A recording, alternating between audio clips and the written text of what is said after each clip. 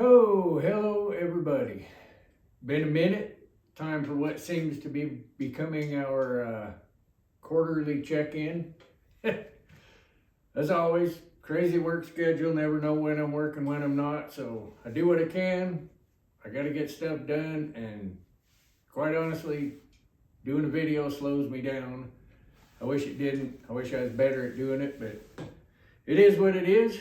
And let's carry on. So, as most of you know, Tazapalooza is just around the corner, and you may or may not know that Miss Susan Arnett called us out and told us that we're all a bunch of boys out there running big chainsaws, and she wants to see some men run axes and have a chopping competition. So, I've been practicing, and I'll tell you what, chopping is hard on handles. Cracked this one. This is I believe maple. It's out of a pallet. I thought it was better wood than it is, and no, it's not. And where's the other? This one.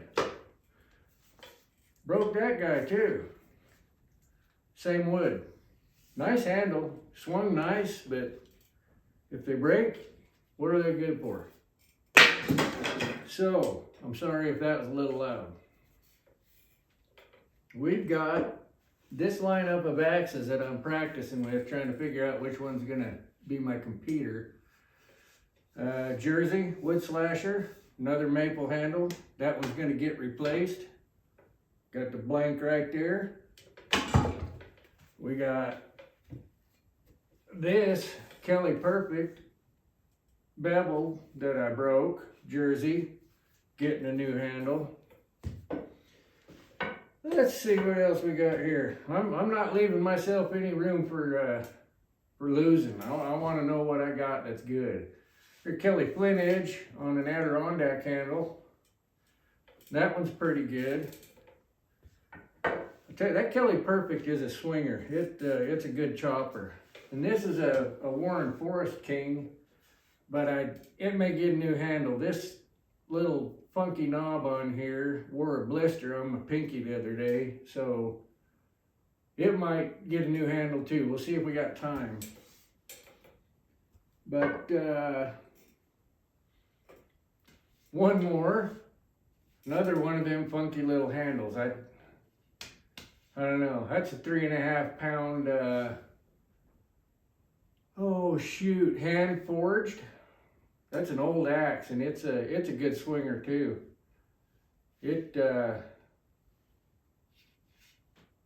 I think I had to weld this one, maybe. I can't remember. Doesn't matter. It works. And maybe this other Jersey. This was my grandpa's axe. That's before I started making and buying good handles. That's just a store handle. It's a lot longer than I want for chopping. But this guy, Kelly Wood Slasher, Jersey, is quite a good swinger too. So we got some time to figure it out, not a whole lot. We got this guy right here that I just finished up sanding.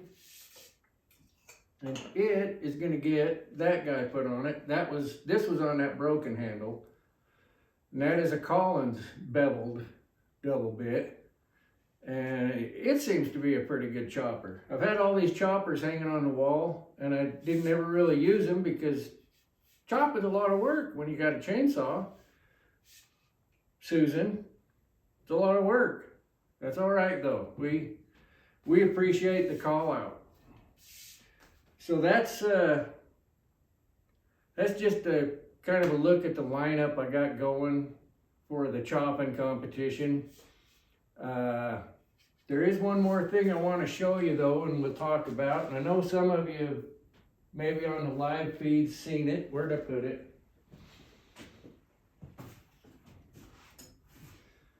So I've got what I am calling Hud's Wood Brew. It's for handles. Get you a little better look at that. I love that little bottle. It's not beer. Don't drink it. I'm not trying to get a competition going with Budweiser and those guys, but This is just an old school recipe for a treatment for your handles. And that stuff will work on anything. Anything wood, I'm telling you, it works. I lost my train of thought here. Okay, here we go. Been a long week, folks. Gotta bear with me. So, this is what the base of this is made out of. This comes from Sweden. I have to have it shipped in. It actually comes from Canada is where I buy it from, and it gets all over you. It smells wonderful. It's pine tar, dark pine tar, natural. It's got the old-fashioned way. There's no chemicals in it. It's just what used to be in this wood. Well, not that wood, because that's hickory, but pine tar. I got that stuff all over me. Yeah. And boiled linseed oil. Boiled linseed oil. So it's a great product. It's a little expensive to make, and I'm not making it to get rich. I'm not going into the business. I'll just make it when I have time and I can afford to buy the product. That pine tar ain't cheap. Let's just put it that way. It's not going to break the bank, but I don't want to have 55 gallons of it sitting around either. So let's put this in the vise. I'll move the camera and I'll show you how that stuff goes on.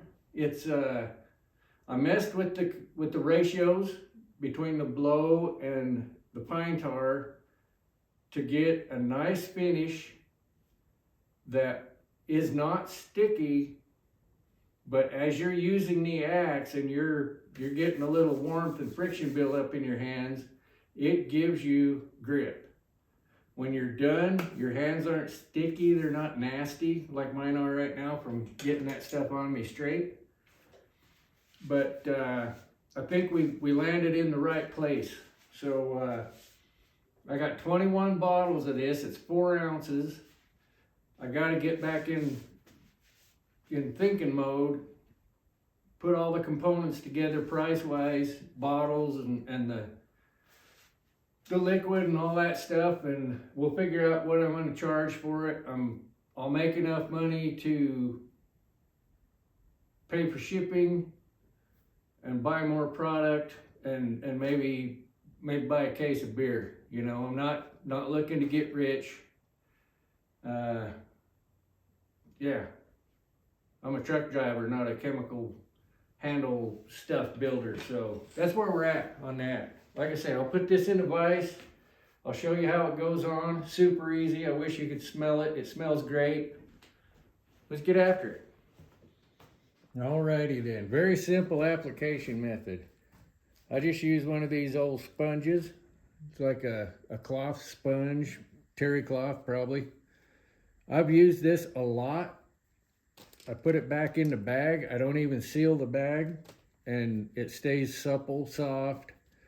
Or if that was straight boiled linseed oil, that'd be stiff as a brick right now. Boiled linseed oil is a polymerizer, which means it'll harden. This stuff at the right ratio seems to keep that from getting real hard. It won't dry out your wood. Let's put it that way. So got the old oil squirt can. I'll guarantee you put Blow or Watco in one of these, you're going to be cleaning it. It's going to harden and you won't be able to squirt anymore. So there's a lot of good things about this product. Look how dark it is. It is not going to turn out that dark. It will darken the wood. But it gets in that grain, colors up the grain. You don't have to burn them to get a little grain to pop. I quit burning them a long time ago. You can get some really neat effect out of it, but I think it's just a process that you don't necessarily need to do to dry that wood out anymore. where I get my wood around here, they don't, you know, there's not a lot of hickory in Idaho, if any. And so I go to a place that sells cabinet grade hickory, and I guarantee you it is dry. Now look, isn't that beautiful? Just beautiful. We're gonna put that on, get a good coat. You can see how it's got a little shine. That's what we're looking for. It doesn't need to be dripping off of there, but you do want it wet still when you're done with your first application. And then you're gonna let it sit for an hour to whatever, 4 or 5 hours, at least an hour though to soak. And then, after it's had time to soak, you just wipe off whatever residual might be left on there. Trying to be really careful not to mess up the eye of that axe. I already cut the kerf in it. Let's move you back just a little bit. I'm probably gonna get this junk on my phone. I hope not.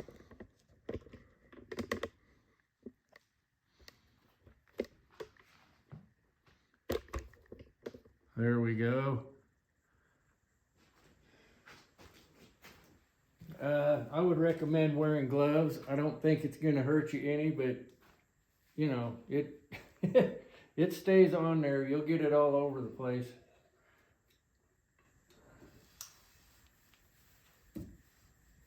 Which is maybe something that you don't want all over a lot of other stuff. But boy, if you get on wood, it ain't gonna hurt that a bit.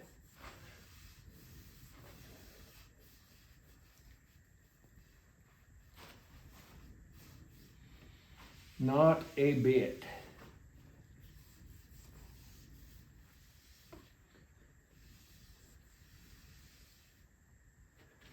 I'll put just a little bit more on this side. And that 4-ounce bottle, I can't tell you exactly how many handles you'll get out of it, but it's going to be more than you think.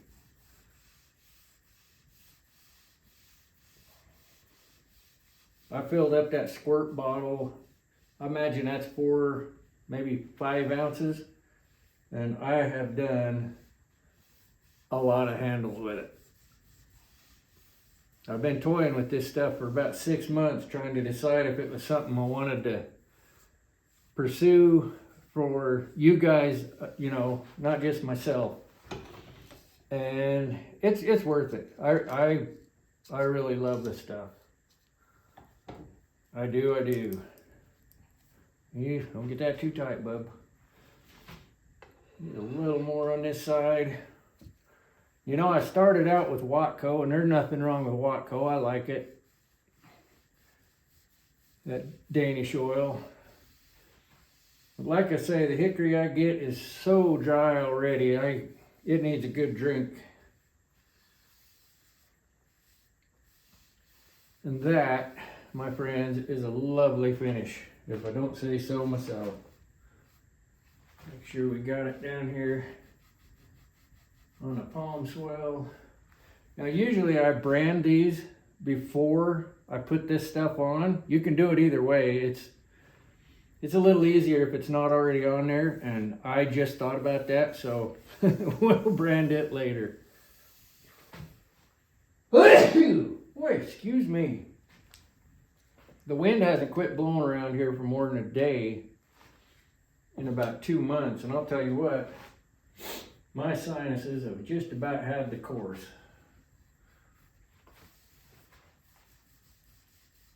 Yeah, I just love this stuff. Like I say, you can't get too much. Ain't gonna hurt anything. There's no need being wasteful. But that's, you know, you can see that that's wet still. We'll let her sit for an hour or so and wipe her dry, and we'll give her another coat, probably 2 coats, and then just coat it as you need to, as you're using the axe. I haven't done any reapplications on handles that already had some kind of a treatment on them. And I will tell you this, if you got handles with Watco already on them and you want to use this, I would definitely sand them a little bit. Maybe give them a light sanding with a 150 grit.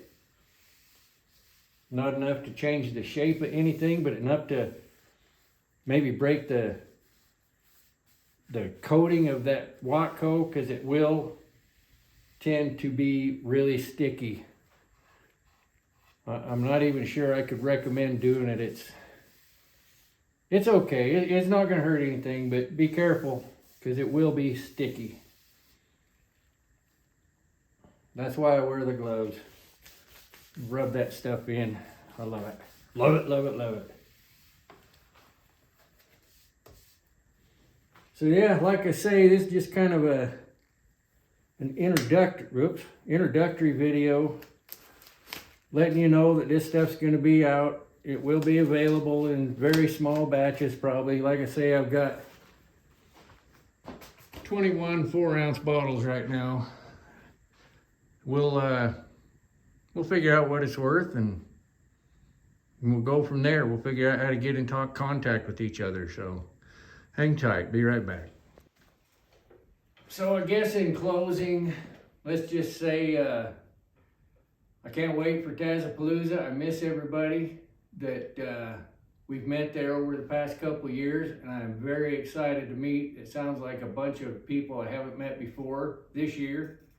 It's going to be great. Hopefully the gas prices go down a little bit, because we're on the fence. We don't know if we're pulling the camper this year or if it'd be cheaper to just take the pickup and get an Airbnb. So, or something along those lines. We'll figure it out. But we're not going to miss it, I'll guarantee you that.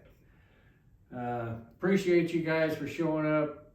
I know you'd show up more often if it was a weekly or so thing, but it is what it is, and I still enjoy doing it. Boy, I just love that stuff. I hope everybody's having a good spring. We're going to have who knows, maybe a crazy summer. The weather's just, who knows what it's doing right now. We'll get you some wood brew if you want it. I've sent some to Hicks, Josh Hicks. Johnny Arnett's got some. Kenny's got some. And Goats has some. So I sent a little out to people so they could try it, and they'll start giving me some feedback. So far I've got good feedback. But, you know, when they get out there, use them axes and see what this stuff does for them, I think we're going to have a hit. Like I say, it's nothing new. I didn't come up with it. It's an old recipe. I just messed with the ratio to get it the way I want it, the way I think you guys will like it. And yeah, it's going to be good. It's going to be fun. I can't wait for Tazapalooza. I am so tired from this week's work, but it's a good tired. I want you guys to go out and get you some. Work hard. Be safe doing it. And above all, be kind.